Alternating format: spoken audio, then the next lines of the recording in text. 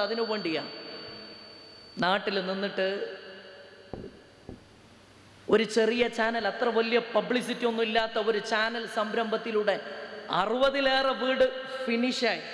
വെറുതെ ഒരു കണക്ക് പറയല്ല, 100ഓളം വീട് ഉരുങ്ങിക്കൊണ്ടിരിക്കുകയാണ്. മഴ വന്നാൽ നനഞ്ഞു പോവുകയും വെയിൽ വന്നാൽ വിയർത്തു പോവുകയും ചെയ്യുന്ന ഒരുപാട് ജന്മങ്ങൾക്ക് രാത്രിയാകുമ്പോൾ കിടക്കാൻ കൂട്ടിന് പാമ്പ് കയറി വരുന്ന പാവപ്പെട്ടവൻ്റെ വീടെന്ന വലിയ സ്വപ്നങ്ങൾക്ക് 100 വീട് അത് ഉണ്ടാക്കി കൊടുക്കാൻ ഈ പ്രവാസികളായ ഒരു പക്ഷെ സഹായിച്ചവർ അറിയാതെ ബാങ്ക് അക്കൗണ്ട് കണ്ടപ്പോൾ ആ വീഡിയോ കണ്ടിട്ട് കരഞ്ഞു പോയി. കയ്യിലുള്ളത് നേരെ അക്കൗണ്ടിൽ ഇട്ട് കൊടുത്തവർ നമ്മളെ കൂട്ടത്തിൽ ഇരിക്കുന്നുണ്ടാവാം. ഞാൻ പറഞ്ഞത്, ഇതൊരു വ്യക്തിക്ക് സാധ്യമാകുമെങ്കിൽ ഒരു സംഘടനക്ക് എന്തുകൊണ്ട് സാധ്യമല്ല? മഹ്മൂദ് ദാരിമി എന്ന് പറയുന്ന കാസർകോട്ടെ സംഘടനാ രംഗത്ത് സജീവമായിട്ടുണ്ടായിരുന്ന ഒരു ഉസ്താദ്, 2 വൃക്കയും തകർന്നുപോയി, 2 വൃക്കയും പ്രവർത്തനരഹിതമായി. വലിയ തടിച്ച മനുഷ്യനായിരുന്നു, ഒരു പക്ഷെ പരിചയമുള്ളവരുണ്ടാവാം. ശരീരം മെല്ലിച്ച് മെല്ലിച്ച് മെല്ലിച്ച് കാണുന്നവർക്ക് മുഴുവനും വിഷമമാവുന്ന തരത്തിലായപ്പോ അദ്ദേഹത്തിൻ്റെ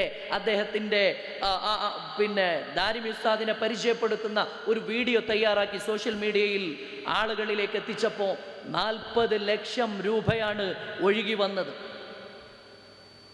ഏറ്റവും ഒടുവിൽ നടന്നുകൊണ്ടിരിക്കുന്ന ഒരു ഫണ്ടിലേക്ക് 30 ലക്ഷത്തോളം രൂപ ഇപ്പോൾ എത്തിക്കഴിഞ്ഞു. ആതുര സേവന രംഗത്ത് 100 കണക്കിന് ആളുകളെ വൈദ്യശാസ്ത്രത്തിൻ്റെ മുമ്പിൽ ചോദ്യചിഹ്നമായിട്ട് മാറിയ ഒരുപാട് ജന്മങ്ങൾക്ക് ജീവന്റെ തുരുത്തിലേക്കുള്ള പ്രത്യാശയുടെ വാതിൽ തുറന്നു കൊടുക്കാൻ ഒരു യുവാവിൻ്റെ നാവിന് തൂലികക്ക് സാധ്യമാകുമെങ്കിൽ എൻ്റെ പ്രിയപ്പെട്ടവരെ, പ്രവാസം നമ്മൾക്കൊരു തടസ്സമല്ല. മനുഷ്യത്വത്തിന് രാജ്യത്തിൻ്റെയോ നാടിൻ്റെയോ അതിർവരമ്പുകളില്ല. ഇവിടെ പാകിസ്ഥാൻ എന്ന് വന്ന് ഈ പ്രവാസ ജീവിതത്തിൽ ബിസിനസിൻ്റെ തിരക്കുകൾക്കിടയിൽ നമ്മളോടൊപ്പം നമ്മൾ ഏർപ്പെടുന്ന സേവന മേഖലകളിൽ സ്വയം സമർപ്പിക്കാൻ അദ്ദേഹം മുന്നോട്ട് വരുമ്പോൾ നമ്മൾക്ക് മുമ്പിൽ തീർക്കപ്പെടുന്ന മാതൃക അതാണ്. മനുഷ്യത്വത്തിന് രാജ്യത്തിൻ്റെ അതിർത്തി ബാധകമല്ല. ബോർഡേഴ്സ് എന്ന് പറയുന്നത്, borders are not a limit for humanity. മനുഷ്യത്വത്തിന് രാജ്യത്തിൻ്റെ അതിർവരമ്പുകളോ നാടിൻ്റെ അതിർവരമ്പുകളോ ഒന്നും ഒരു തടസ്സമല്ല. ഉപ്പിനങ്ങാടിയിൽ ജനിച്ചതുകൊണ്ട് ഞാൻ ഉത്കൃഷ്ടനാവുകയോ, ദേലമ്പാടിയിൽ ജനിച്ചതുകൊണ്ട് ഞാൻ പരിഷ്കൃതനാവുകയോ, കാസർഗോഡ് ജനിച്ചതുകൊണ്ട് ഞാൻ മൊഞ്ചുള്ളവനോ ആയി മാറുന്നില്ല. ഞാൻ സ്വയത്തമാക്കുന്ന മൂല്യങ്ങളാ എന്നെ മനുഷ്യനാക്കുന്നത് എന്ന് തിരിച്ചറിയുന്നിടത്താണ് നമ്മൾ വേറിട്ട് നിൽക്കുക.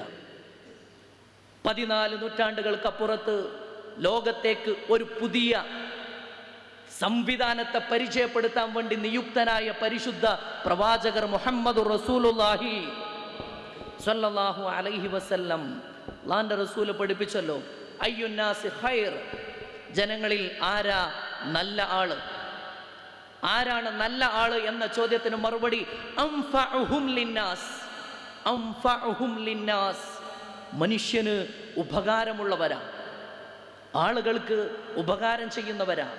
നമ്മൾ ജീവിക്കുന്ന ഒരു കാലമുണ്ട്, നമ്മൾ ജീവിക്കുന്ന ഒരു ലോകമുണ്ട്.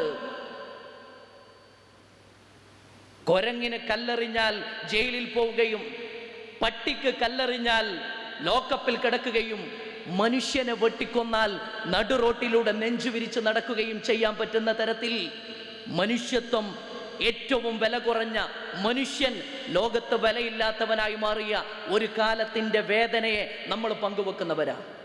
അവിടെയും നമ്മൾ സോഷ്യൽ മീഡിയ കേവലം ഒരാഘോഷത്തിന്, ഒരു സന്തോഷത്തിന്, അല്ലെങ്കിൽ നമ്മുടെ ടൈം പാസിന് മാത്രം മാറ്റിവെക്കുമ്പോൾ നിങ്ങളോട് പറയുന്നില്ല വാട്സപ്പ് ഉപയോഗിക്കരുതെന്ന്, നിങ്ങളോട് പറയുന്നില്ല വാട്സപ്പ് അനിസ്ലാമികമാണെന്ന്, നിങ്ങളോട് പറയുന്നില്ല ഫേസ്ബുക്ക് ഇസ്ലാമിന് പുറത്തേക്കുള്ള വഴിയാണെന്ന്.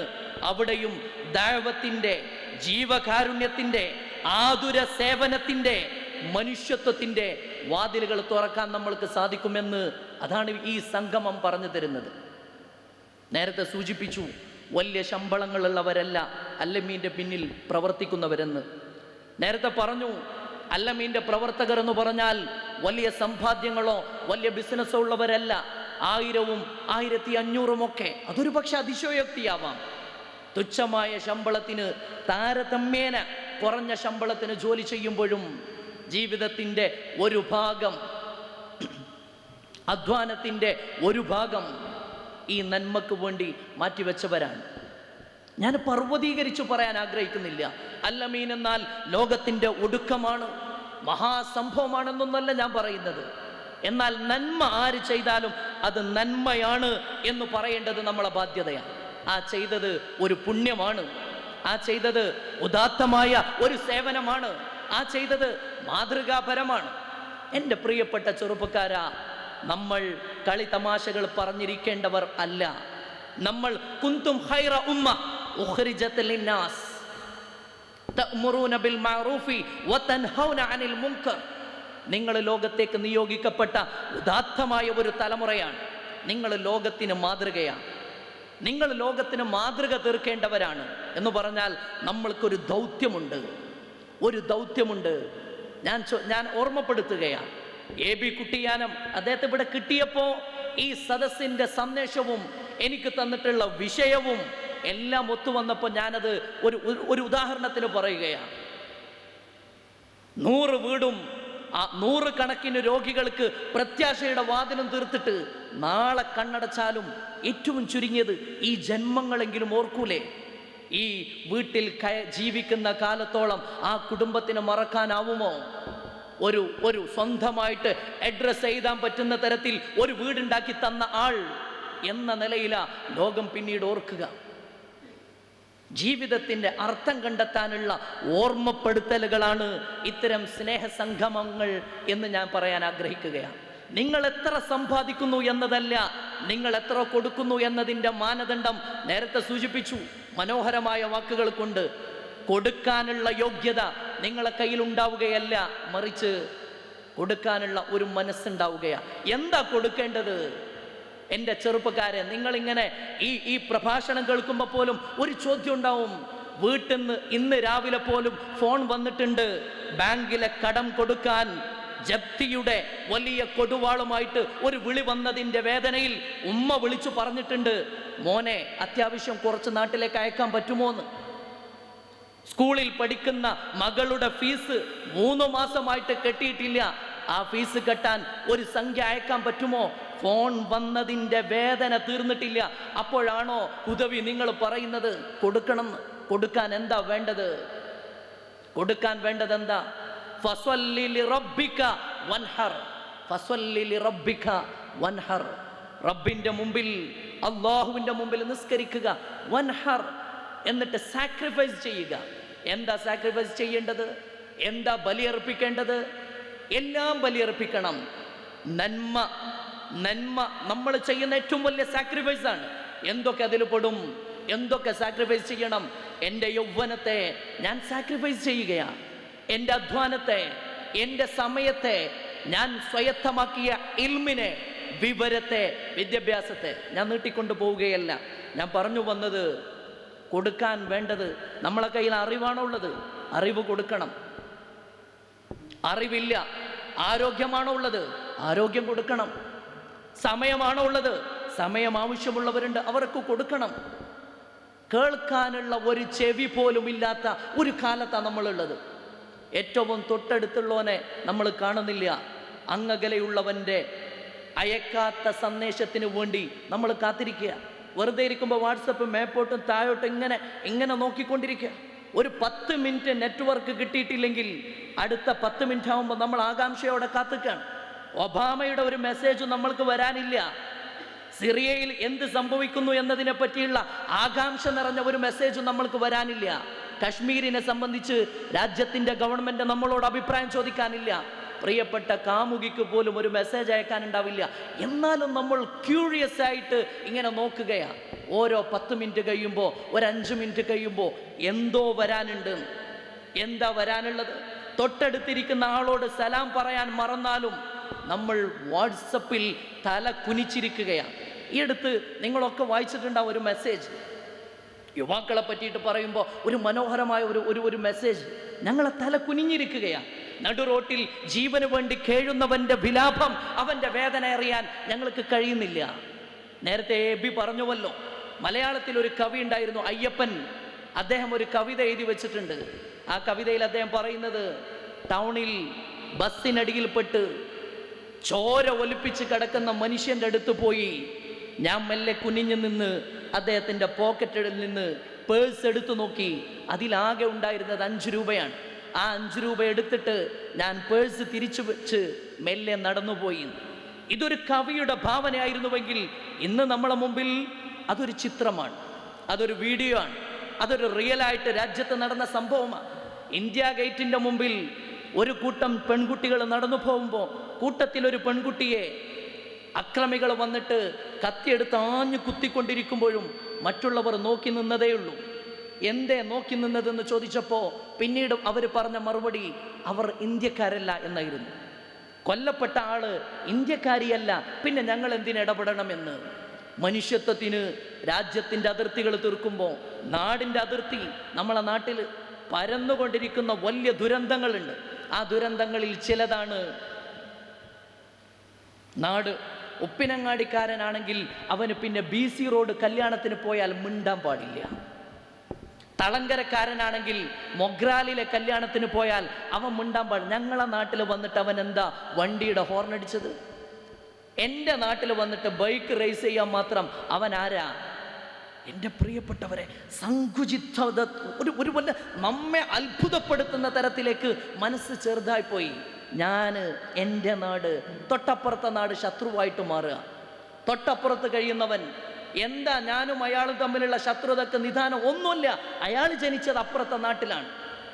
അവിടെയാണ് അല്ലമീൻ പോലെ ഇതുപോലുള്ള കൂട്ടായ്മകൾ, സ്നേഹത്തിൻ്റെ പുതിയ തീർത്ഥങ്ങൾ ഈ സമൂഹത്തിലേക്ക് സമർപ്പിക്കേണ്ടത്. എൻ്റെ പ്രിയപ്പെട്ടവരെ, ഞാൻ അവസാനിപ്പിക്കുകയാണ്. ഇന്നത്തെ ജുമുഅക്ക് ഞാൻ പങ്കെടുത്ത പള്ളിയിൽ, നമ്മളെ തൊട്ടടുത്തുള്ള പള്ളിയിൽ ഇന്നത്തെ ഖുതുബയുടെ പ്രമേയം യൗവനമായിരുന്നു. യുവത്വം, യൗവനത്തെ എങ്ങനെ ഉപയോഗപ്പെടുത്താം, UAE വളർച്ചയിൽ യൗവനത്തിൻ്റെ പങ്ക് എന്ന ഒരു വിഷയത്തെ മനോഹരമായിട്ട് ഇന്നത്തെ ഇമാമ സമർപ്പിക്കുകയുണ്ടായി. അള്ളാഹുവിന് യുവാക്കളെ ഇഷ്ടമാണ്, അള്ളാഹുവിന് യുവാക്കളെ ഇഷ്ടമാണ്. ഒരവസരത്തിൽ ഒരു സഹാബി ചോദിച്ചു, ദാനങ്ങളിൽ ഏറ്റവും പുണ്യമായത് ഏതാണ്? ആ സമയത്ത് അള്ളാന്റെ റസൂൽ സ്വല്ലല്ലാഹു അലൈഹി വസല്ലം അള്ളാന്റെ റസൂൽ സ്വല്ലല്ലാഹു അലൈഹി വസല്ലം അള്ളാന്റെ റസൂലിന്റെ മറുപടി, അന്ത സ്വദ്ദഖ, നീ ദാനം ചെയ്യലാണ്. അന്ത സ്വഹീഹുൻ ഷഹീഹുൻ, നീ നിറയൗവനത്തിൽ നിൽക്കുമ്പോൾ, നിറഞ്ഞ യുവാവായിരിക്കുമ്പോൾ നീ ചെയ്യുന്ന ദാനങ്ങളാണ് ഏറ്റവും പുണ്യമായതെന്ന് നബിയുനാ റസൂലുള്ളാഹി സ്വല്ലല്ലാഹു ഖംസൻ ഖബ്ല ഖംസിൻ. 5 കാര്യങ്ങൾ നിനക്ക് അത് അനിവാര്യമാണ്. ഏതുപോലെ എന്നറിയോ? മരണം പോലെ. മരണം എന്നത്, മരിക്കാനുള്ള ഒരു യോഗ്യത എന്തെന്ന് ചോദിച്ചാൽ ജനിക്കൽ മാത്രമാണ്. മരണത്തിന് ഒരു യോഗ്യതയുണ്ടെങ്കിൽ ജനിക്കൽ മാത്രമാണ്. 5 കാര്യങ്ങളെ നീ ഉപയോഗപ്പെടുത്തണം.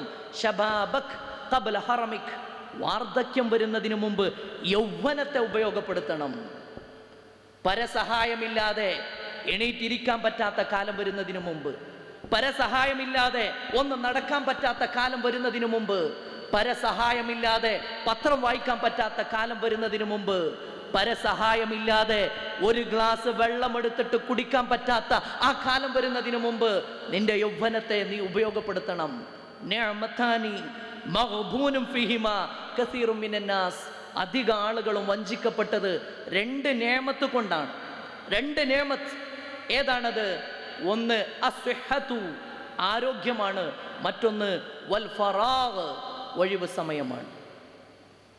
ഗൾഫ് ജീവിതം എന്ന് പറഞ്ഞാൽ ഡ്യൂട്ടി ബോണ്ടാണ്. ഡ്യൂട്ടിയുമായി ബന്ധപ്പെട്ട് നമ്മളെ ജീവിതത്തെ ക്രമീകരിച്ചിരിക്കുകയാണ്. രാവിലെ ഡ്യൂട്ടിക്ക് പോകും, വൈകുന്നേരം ഡ്യൂട്ടി കഴിഞ്ഞ് തിരിച്ചു വരും.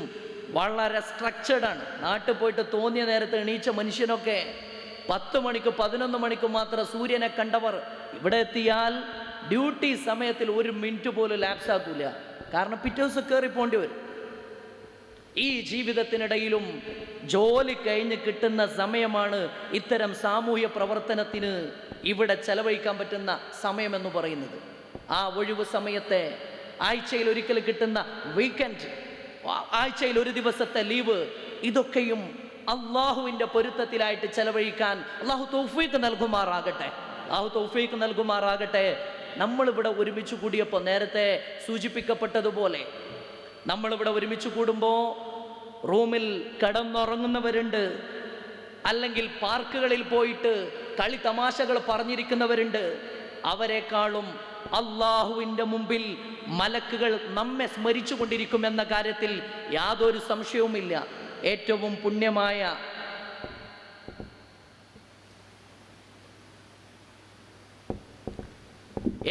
പുണ്യമായ ഒരു സമയമാണ് നമ്മളിപ്പോൾ ചെലവഴിച്ചു കൊണ്ടിരിക്കുന്നത്. അള്ളാഹു സുബ്ഹാനഹു തആല കബൂൽ ചെയ്യുമാറാകട്ടെ. എൻ്റെ പ്രിയപ്പെട്ടവരെ, അള്ളാഹുവിൻ്റെ ദീനിൽ ഞാൻ ഇടയ്ക്ക് വെച്ചിട്ട് ആ നേരത്തെ തന്ന കവറുണ്ടല്ലോ അല്ലേ, കവർ തിരിച്ചു വാങ്ങാനുള്ള സമയമായി.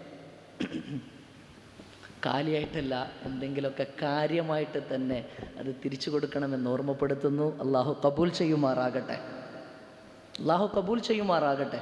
നമ്മൾ കൊടുത്തിട്ടില്ലെങ്കിൽ പോലും ആരെങ്കിലുമൊക്കെ കൊടുത്തത് അള്ളാഹു കബൂൽ ചെയ്യുമാറാകട്ടെ. എല്ലാവരും ഉള്ളവരെന്നല്ല പറയുന്നത്, ഉള്ളയിൽ നിന്ന് കൊടുക്കാൻ, അല്ലേ, നേരത്തെ പറഞ്ഞ പോലെ കൊടുക്കാൻ മനസ്സാണ് വേണ്ടത് എന്ന് പറഞ്ഞല്ലോ. പൊതുപ്രവർത്തനം, സാമൂഹ്യ പ്രവർത്തനം, ഇതൊക്കെ ദീനിൽ ഇബാദത്താണ്. നേരത്തെ ദാരിമി ഉസ്താദ് പറഞ്ഞു, സുജൂദ് മാത്രം ചെയ്ത് കുത്തിർന്നാൽ അള്ളാഹുവിലേക്ക് അടുത്തവനായി എന്ന മൗഢ്യമായ ഒരു ധാരണ, അല്ലെങ്കിൽ ആ തരത്തിലുള്ള വിശ്വാസങ്ങളെ അല്ല അള്ളാഹുവിൻ്റെ ദീന് പരിചയപ്പെടുത്തുന്നത്. ഒരു ഹദീസ് മാത്രം പറഞ്ഞുകൊണ്ട് ഈ അവസരത്തിൽ ഞാൻ അവസാനിപ്പിക്കാം. ഒരൽപ്പം നീണ്ടുപോയ എന്നാൽ വലിയ വലുതല്ലാത്ത ഒരു ഹദീസ്. ഇന്നല്ലാഹ അസ്സ വജല്ല യഖൂലു യൗമൽ ഖിയാമ, നാളെ ഖിയാമത്ത് നാളിൽ അള്ളാഹു പറയുമത്രേ. എന്താ പറയുക? യബ്ന ആദം മരിൽതു, യബ്ന ആദം, ഓ മനുഷ്യ, ഞാൻ രോഗിയായപ്പോൾ നീ എന്തേ എന്നെ സന്ദർശിക്കാത്തത്? ഞാൻ രോഗിയായപ്പോൾ നിങ്ങൾ എന്തേ എന്നെ സന്ദർശിക്കാത്തത്? ആ സമയത്ത് ഈ അടിമ അള്ളാഹുവിനോട് തിരിച്ചു ചോദിക്കുമത്രേ, റബ്ബേ, നീ രോഗിയാവുകയോ? നീ റബ്ബുൽ ആലമീനല്ലേ, നീ ലോകത്തിൻ്റെ സൃഷ്ടാവല്ലേ, നീ ജഗന്നിയന്താവല്ലേ, നീ രോഗിയാവുകയാണോ? ആ സമയത്ത് അള്ളാഹു പറയുമത്രേ, അമാ അലിംത ഇന്ന അബ്ദി ഫുലാനൻ മരിള, എൻ്റെ ഇന്നാലിന്ന അടിമ രോഗിയായിട്ടില്ലേ? നിന്റെ അയൽവാസിയായിരുന്ന, അല്ലെങ്കിൽ നിന്റെ അപ്പുറത്തെ നാട്ടിലുണ്ടായിരുന്ന ഇന്നാലിന്ന ആൾ രോഗിയായപ്പോൾ ഫലം തഅുദു, നീ അവനെ സന്ദർശിച്ചില്ലല്ലോ.